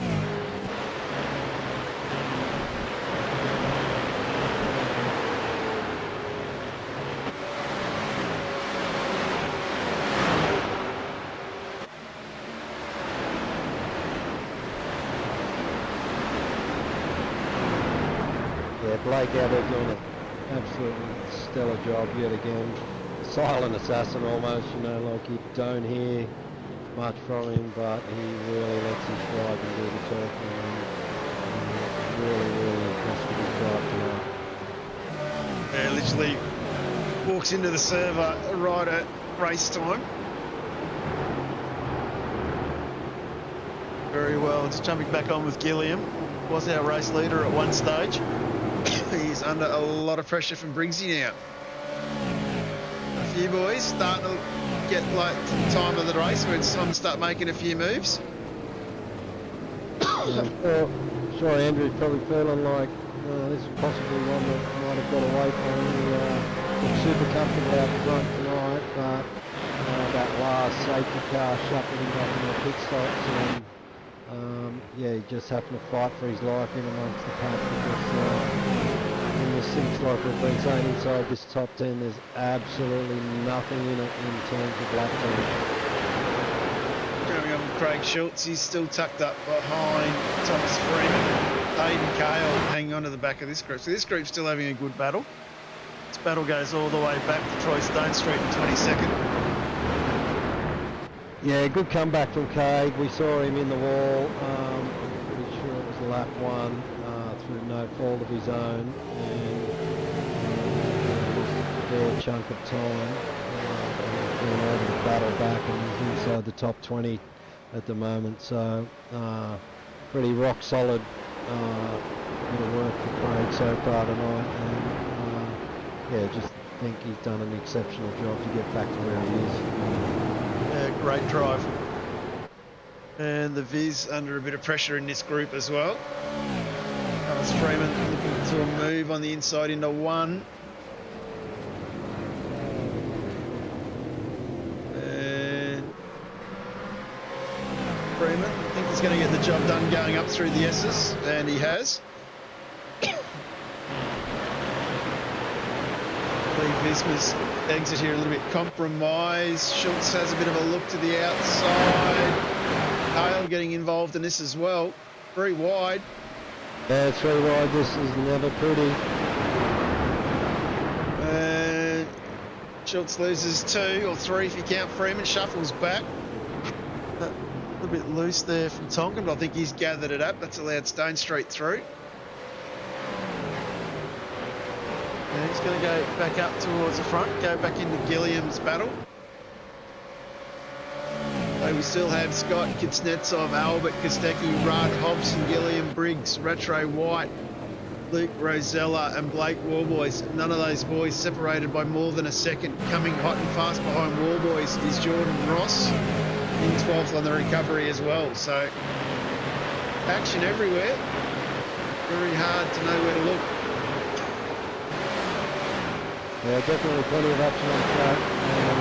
And yet again, James Scott still hasn't been able to break away, not even a car length. So if he's going to be on the top step tonight, he's going to have to fight for it the whole way by the look of it, because nobody is giving anybody anything tonight. Definitely all working very hard. James Scott, though, 2/10 is the gap back to Kuznetsov.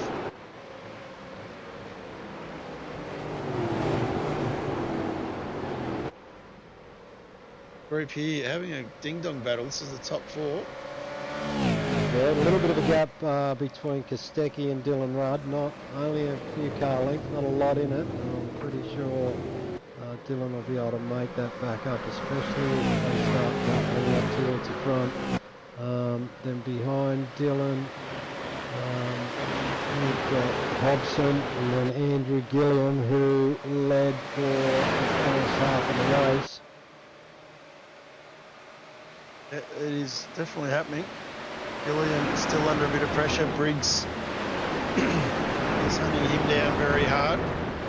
This group course, no, right back with Warboys, and Ross is now less than a second, or just over a second from Warboys. And another guy we haven't mentioned much of tonight, if at all, is Damien Johnson. He's currently sitting in P13. And yeah, Damien doing a great job out there as well for Synergy Sim Racing. We know Damien is a big supporter of the East Coast. Great to have him here tonight and racing really well. Doing extremely well. He has trying to hang on to the back of Jordan Ross in front of him. Doesn't want to lose that train because there's a good 9 seconds back to Borg. He's going to go up. Bo Albert, Kostecki.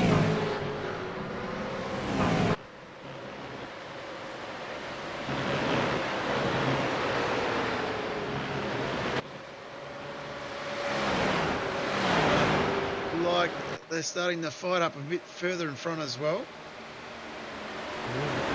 Thomas Freeman made the move into turn 1 on Zach Glassbomb as well, so Thomas doing a good job out there, currently in P15.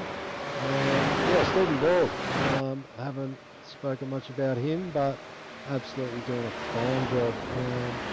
P14, he's a little bit, I think he's about 9-10 seconds off Damien Johnson, but still to be inside the top 15 in a quality field like this is certainly some good quality driving.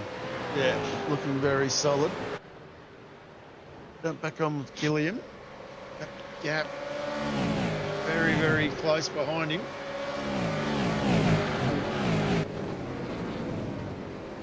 Briggs working very hard here. Kostecki on Albert trying again. We've missed that. So wide now going into the S's.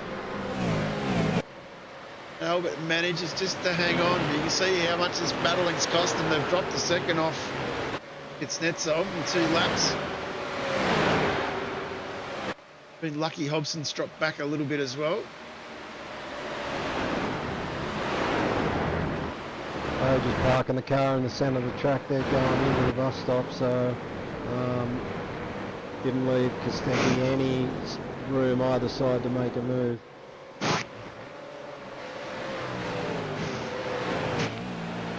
Let's have a look here this time by into 10.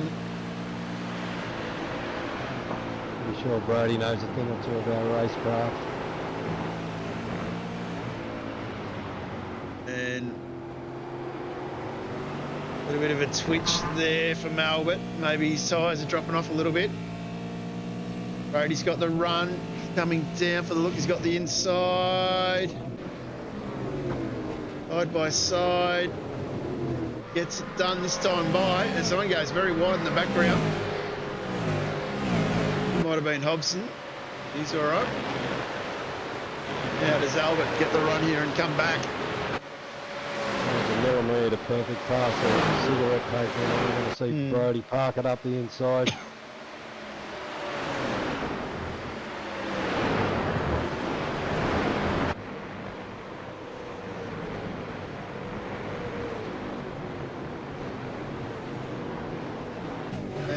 Can he get a bit of a legs and look away here?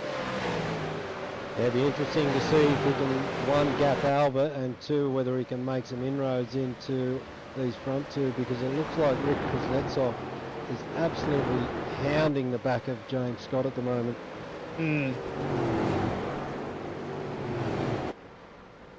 But about to start 54 or 64, so 11 laps to go. And don't forget, all these blokes stopped on lap 31, so the tyres have got a bit of life in them now. So we'll be seeing who has looked after them as well. How much that's cost them if they haven't.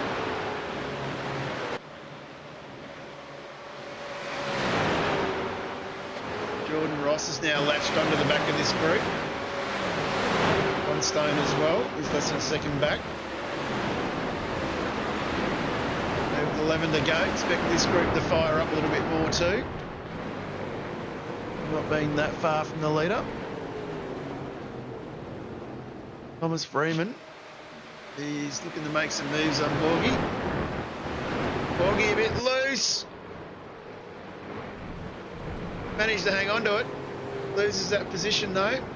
And may have Lasbom have a look as well.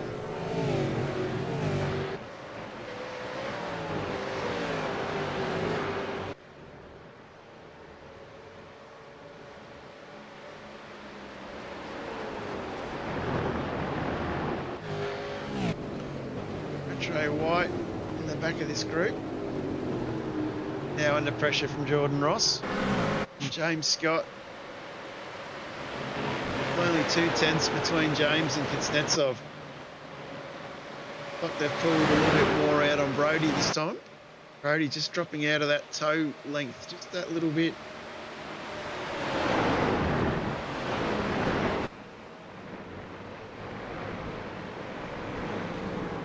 I think they're battling with Bo Albert, just allowed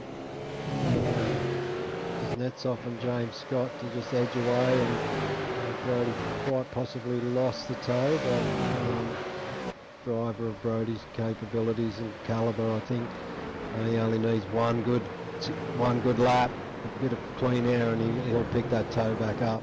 Stephen Borg's just been involved in something. Just going to have a look what's happened to him. This is coming down into the inner loop. Too wide, doesn't work in there very well. Keep it off the tyre barrier. Oh, I think done very well there to try and look after the car. Lewis Greathead has been involved in an incident as well. Would have been the other party in this. I know that's in front of the WK&P cars, so both cars intact. Play another day.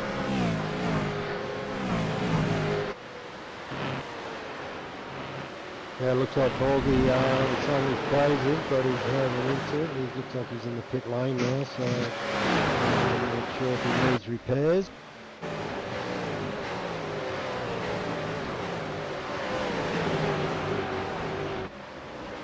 Coming on to the back of this group again. All boys now under a lot of pressure from Gordon Ross.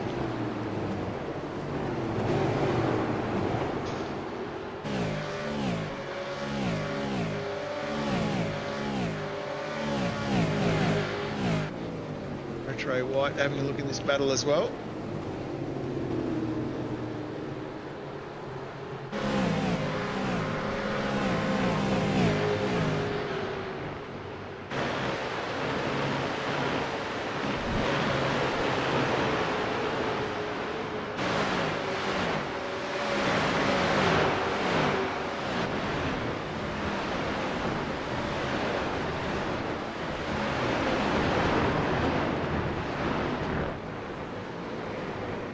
Good jump here, Tonkin up behind his teammate. Only 1/10 in this one.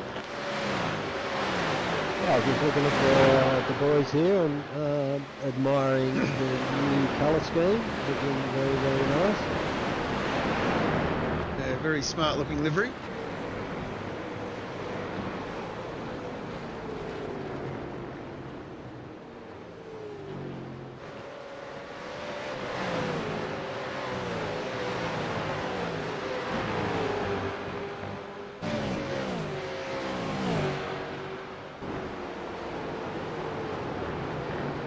We're down to 7 laps to go, John, and still a lot to play for this top 10. Course being led by James Scott over Ricky Kuznetsov. Brody Kostecki now starting to close that gap down for P2. Still got a few laps to go. Just thinking, Mark, last time we had Brody racing the series with us, I think was round 1 of season 9, where he won at Long Beach. So you're going to repeat that, come in here, win a race. Well, I'm sure that's the way he'd want to do it, but I think James Scott and Rick Kuznetsov have other things on their mind themselves, so definitely going to be an interesting final 6 or 7 laps. Yeah, he lost that toe, but he's been able to pick it straight back up as we've got Brenton Hobson making a move down the inside into turn 1 on Bo Albert. Can't quite get the job done, but it's a great exit. Great drive off turn 1 there for Albert. That will now give him the gap he needs going through the S's and down the back straight. Hobson will be looking to try and make a move here. Can he close it? Not very quickly, probably not quick enough. There's Albert into the inner loop. An easy ride. Going to go back up the front. Kuznetsov is in the middle of the sandwich here. He's under a lot of pressure.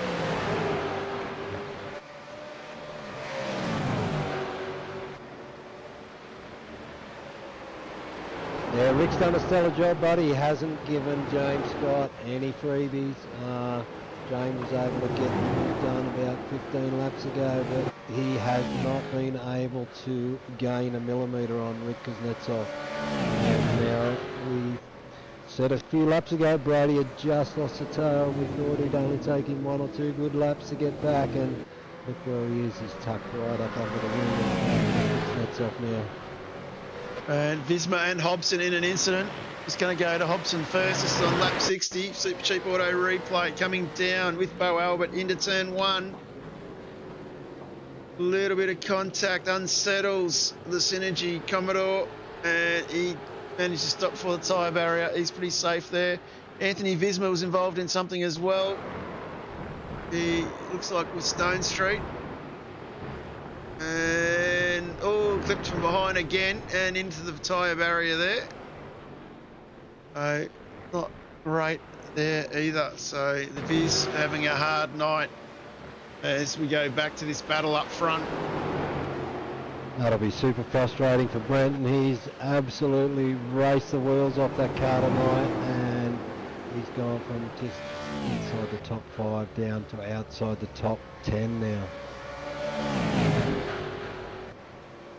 As here comes Kostecki, 3 wide into 1. Kostecki so deep, he's missed it. And Kostecki, I think, has blown the engine there. And nicely puts the car behind the barrier. That will be his night. He has driven really well. Of course, this has opened the door of the unsettledness for Kuznetsov. They have a crack at Scott. Not quite. Scott covers the line off into the inner loop. What does race control do? I think there's not enough laps left here for the safety car to come out, so we'll probably carry on, I think. That car parked well out of the way in the tyre barriers. But this is the battle. That will be very disappointing for Brody. Yeah, that is very frustrating, I'm sure, because Brody started rear of grid and was up on the podium. Fence turn 1. And we've got a car stuck in the fence on turn 1 as well. Well, it sounds like Ash Barella, actually. Yeah, it was Ash calling that in, but I'm not sure if he was calling in for Brody or because I don't see Ash's car there. I think they've 50. I think they may have towed. I think it, yeah, race control's given permission to tow.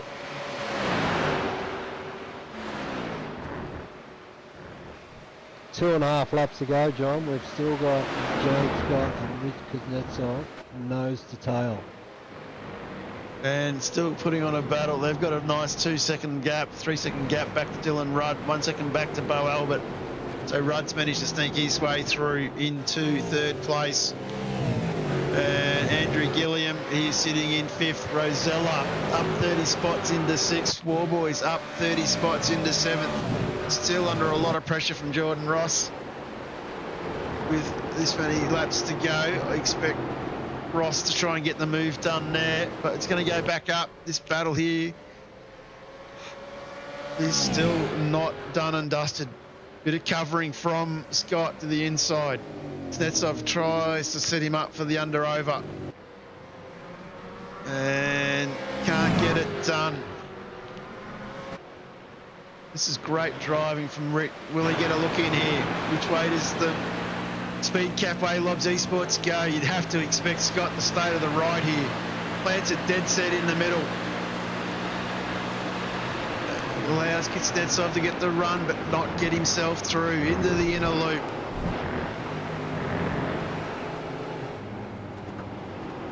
Now he balanced the car. Got to look after the tyres. You want to get good drive out of that corner. Using all of the extra tarmac available. Heading down into turn 10. Not going to get the job done through here. Needs to get a good exit out of 11. Get some good drive here. Doesn't want to be balked too much. Looking for the run here. Does he get the good exit? Looks like Scott's got the better. Heading down. Barney's waving the white flag. This is it. This is where it's all at. Can he have a look here? Scott covers him off pretty well, does Kuznetsov get the drive out of one? Not quite.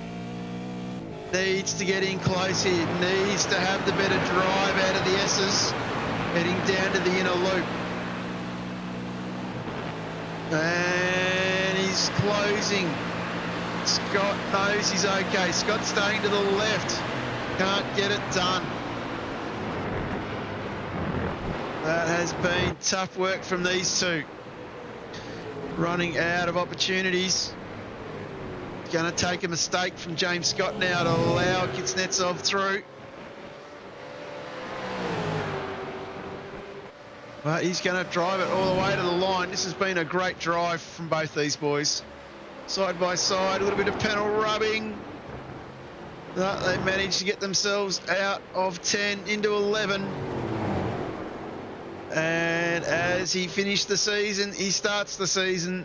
That will be a race win to James Scott. It's going to go back to Warboys. Rosella, that pack there. Warboys holds off Jordan Ross. Andrew Gilliam was only 1/10 behind Bo Albert, so definitely some tight gaps further back. Going to go back to O'Reilly. He's in a tight little battle with Flassbomb and Stone Street.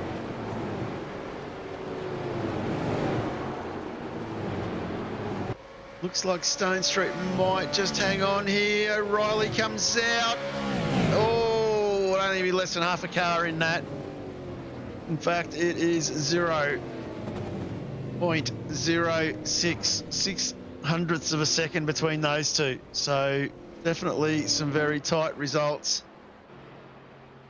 And definitely, Mark, a very, very interesting race with that new damage model. That was an absolutely stellar race. I thought some great racing, great passing, a lot of respect shown from all the drivers. I thought James there on the last lap just checked up Rick on the apex into the second last corner, because I think James kind of felt like the last corner was going to be the key, and that's where I think he thought Rick might have had a go. So he kind of just checked him up on the exit, the apex of the corner before, and allowed himself plenty of space on the exit. So good, smart driving there from James, and he's started the season where he finished last season. But man, what a race! There was some absolutely stellar driving out there tonight, and I think if that's going to be the quality we're going to see this season, well, hang on. Hang on to your hats. I think it's what I kind of expected a little bit. Oh, you could see James Scott only just managed to hang on to that there too. That's what I wanted to see was the aftermath, because that was very close coming out of turn 1 there on lap 61. Definitely, Mark, class of the season of 11. We've got some new names, some new drivers. It's going to take us a little bit of time for everyone to get used to racing around each other, but we're definitely looking at the racing moving forward here. I think it's only going to get better as a few of our new guys get used to racing in the league. But wow, I just think that was a cracking race to be sitting there and watching that field bunched up all the way back to about 15th, less than a second over them all. That was pretty epic. Great. Yeah, absolutely. It was great racing. Almost killed COVID. Almost. You definitely got the voice working there pretty well a few times. Bo Albert in 4th, started where he finished. I reckon that is a great drive for him, considering he rolled the dice with that early strategy as well with the others. I think he'd be pretty happy with that. Plenty of pace shown in the car as well as going into tomorrow night. Warboy's up 30. I think he's got a solid car underneath him. Rosella, great drive from him, fairly clean, not involved in too much action at all. So I'm interested to see how he goes tomorrow night, particularly him starting at the rear of the grid in the Pro Series field. Briggsy, he was consistent drive. Jordan Ross, great recovery from where he was very early on with that incident. So I think he would be pretty happy with that. And we've seen some great drives across the board. But it was a great drive from, of course, James Scott. You'd have to be pretty happy with that one, James. Yeah, obviously happy with the win. Not happy with how the car was feeling. That was really not good at all. So got a lot of work to do before tomorrow night, unfortunately. Yeah, definitely going to be interesting tomorrow night with the new damage model. What was your thoughts on that? I probably didn't really see any of it, to be honest. I don't know. I've seen in practice, you can see people's front bar like sliding across the track and that sort of thing. But and people's wheel like stuck under their car. But yeah, no, I didn't really notice it too much tonight, which is probably a good thing. I think there's a couple of cars I think that normally would have probably limped back to the pits. I think were stuck in terms of not being drivable. So I think that's probably the difference we're going to see. Is probably, I think you might see 1 or 2 more safety cars than what we normally get.